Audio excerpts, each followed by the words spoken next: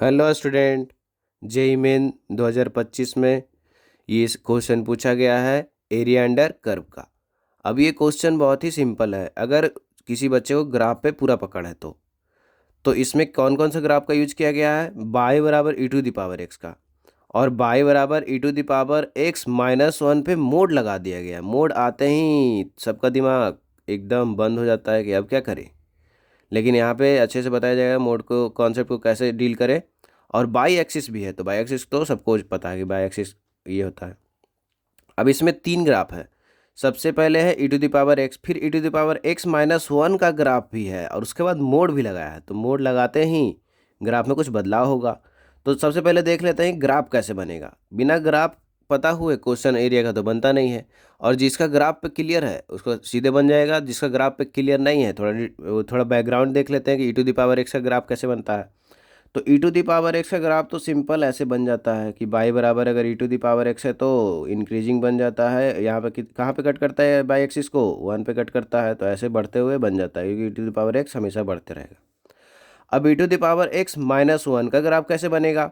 तो e to the power x का तो ग्राफ बना दिए हैं, माइनस वन कर दिए, मतलब ये है कि हम बाई में वन घटा रहे हैं। तो बाई में जब वन घटाएंगे तो ग्राफ कहाँ चल जाएगा? नीचे। क्यों जाएगा? क्योंकि बाई जब नीचे जाते हैं तो घटता है। तो यही ग्राफ है, बस यही है कि यहाँ पे वन था, इसको शिफ्ट कर दिए थोड़ा सा नीचे, तो ये जीरो पे कट करेगा। अब कहाँ पे कट करेगा? जीरो पे। तो यही है कि वो ग्राफ बन गया, और ये यहाँ पे था पहले, धीरे धीरे नीचे आके कहाँ हो गया? जीरो पे कट किया। अब ये जहाँ पे जीरो को अप्रोच कर रहा था वो कहाँ पे अप्रोच करेगा? माइनस वन को अप्रोच करेगा। कहाँ पे अप्रोच करेगा? माइनस वन को। तो फिर से हमारा e to the power x minus one का ग्राफ भी इंक्रीजिंग ही है, बढ़ते हुए। लेकिन ये है कि वन यूनिट नीचे शिफ्ट होने से एक्स एक्सिस को जीरो पे कट कर रहा है, और इसका अप्रोच कहाँ पे कर रहा है? माइनस वन पे। अब क्या कर रहे हैं कि टोटल पे मोड लगा रहे हैं। तो जब भी टोटल पे जब मोड लगाएंगे हम इस केस में, तो हम देख रहे हैं कि जब भी मोड लगाएंगे तो हमारा ग्राफ में क्या चेंज होगा? ग्राफ में क्या चेंज होगा? तो जो पॉजिटिव ग्राफ है उसमें कोई भी बदलाव नहीं होगा, जो पहले से पॉजिटिव था उसमें कोई बदलाव नहीं होगा, क्योंकि पॉजिटिव नंबर पे मोड लगाने पे कोई बदलाव नहीं होता है।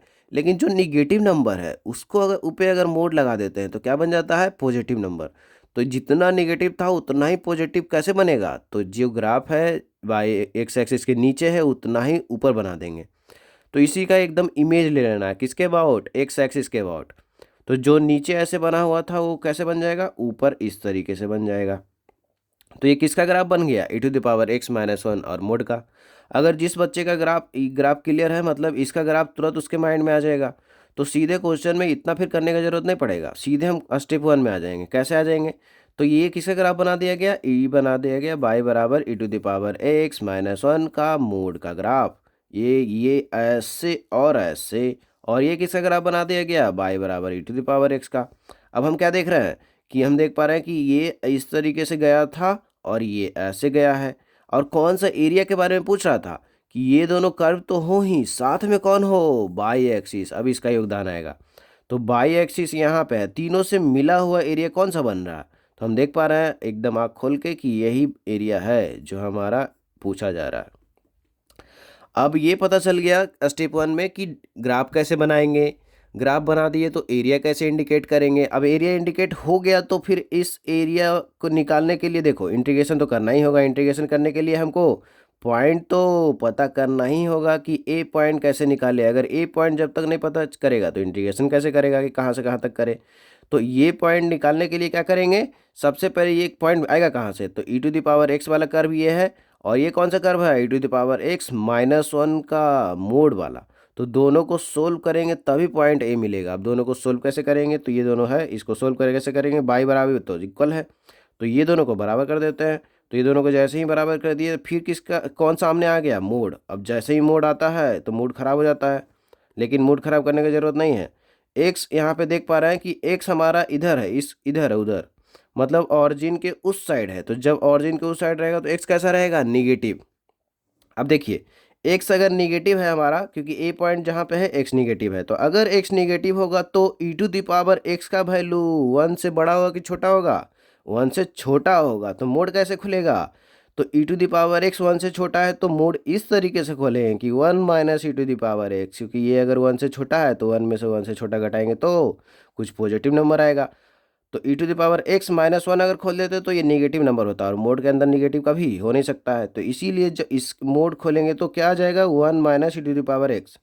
अब 1 minus e to the power x आ गया, और RHS में क्या था, e to the power x. तो e to the power x को उस साइड लेके जाएंगे तो 2 e to the power x बराबर 1 आ गया। तो e to the power x बराबर आ गया 1/2। अब यहाँ से x का वैल्यू निकालना है, तो x का वैल्यू क्या आएगा, तो देखो यहाँ पे e पे पावर x है, इसको एक्सपोनेंशियल को किस में चेंज कर रहे हैं, log में। तो ये इस साइड जाके log बन जाएगा, और बेस में कौन आ जाएगा, e। और जब बेस में e होता है उसको क्या बोलते हैं, ln। तो सीधे हम लिख सकते हैं कि x बराबर ln 1/2। अब a 1/2 है, अब पावर कहाँ चल जाता है, बाहर। तो 1/2 को लिख सकते हैं 2 पे पावर -1 पावर कहाँ चल जाएगा, बाहर। तो इसको लिख सकते हैं x बराबर -ln 2।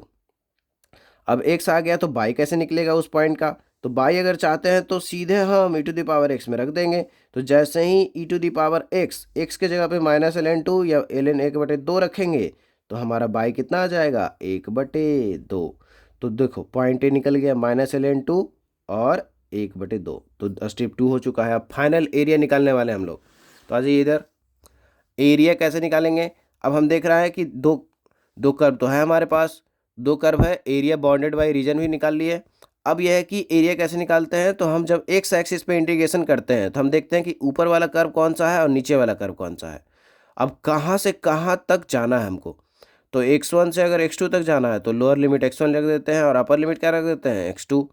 अब ऊपर जो अपर कर्व है, ऊपर वाला जो कर्व होगा उसको पहले लिखते हैं अपर कर्व माइनस नीचे वाला जो कर्व है माइनस लोअर कर्व, और यहाँ पे dx आ जाता है। तो यही एरिया का फॉर्मूला है जब x एक्सिस पे इंटीग्रेशन करते हैं। तो हमारे केस में क्या है, कौन सा अपर कर्व है, हमारे केस में ये है कि अपर कर्व देख पा रहे हैं कि यहाँ से ऐसे ऐसे जा रहा है। तो अपर कर्व इस रीजन में जहाँ पे एरिया बन रहा है, अपर कर्व कौन है, e to the power x, और लोअर कर्व कौन है, e to the power x -1 पे मोड। तो अपर कर्व मतलब अपर कर्व की जगह पे कौन ले लेंगे, e to the power x, और लोअर कर्व की जगह पे क्या लेंगे, e to the power x -1 पे मोड। और मोड कहाँ के लिए खोलेंगे, x निगेटिव के लिए। तो पहले ही मोड खोलना सिखा दिया गया है कि मोड ऐसा खोलेंगे ताकि ये टोटल नंबर कैसा बन सके, पॉजिटिव बन सके। तो जब पॉजिटिव तभी बनेगा जब 1 minus e to the power x लिखेंगे। कैसे, क्योंकि ये निगेटिव नंबर है तो e to the power x का वैल्यू किससे कम हो गया, 1 से। तो 1 minus e to the power x क्या होगा, पॉजिटिव नंबर। तो इसीलिए हम अपर कर्व की जगह पे e to the power x लिख दिए, लोअर कर्व की जगह पे 1 minus e to the power x रख दिए। अब अंदर अगर कुछ करे तो e to the power x -1 और माइनस माइनस क्या हो जाएगा, प्लस। तो ये दोनों को साथ में ले लिए, 2 e to the power x -1। अब यहाँ पे है इसका इंटीग्रेशन करना है, तो e to the power x से का इंटीग्रेशन तो सबसे आसान, तो e to the power x ही रह गया। -1 का इंटीग्रेशन x।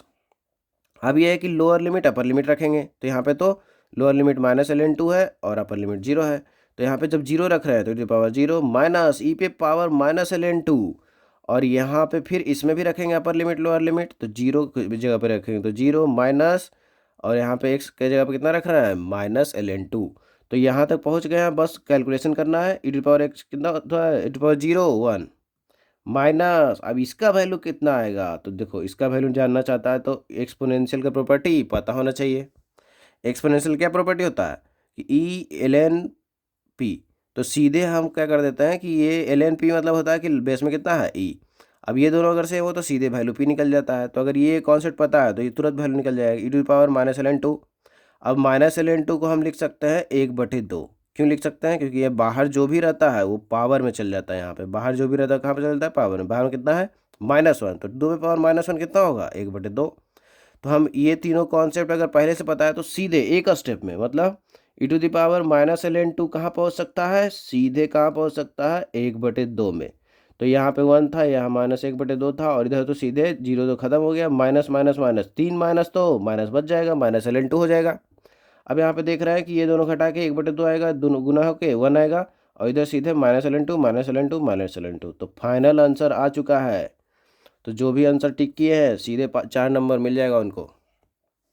तो ये बहुत डिटेल में इसलिए सोल्व किया जा रहा है क्योंकि मैथ में सबको शिकायत होता है कि थ्योरी तो पता है लेकिन क्वेश्चन ही नहीं बन रहा है। क्वेश्चन नहीं बन रहा है तो आईटी तो जा नहीं सकता है, एनआईटी भी नहीं जा सकता, क्योंकि उसमें सिर्फ क्वेश्चन पूछते हैं, थ्योरी नहीं पूछते हैं।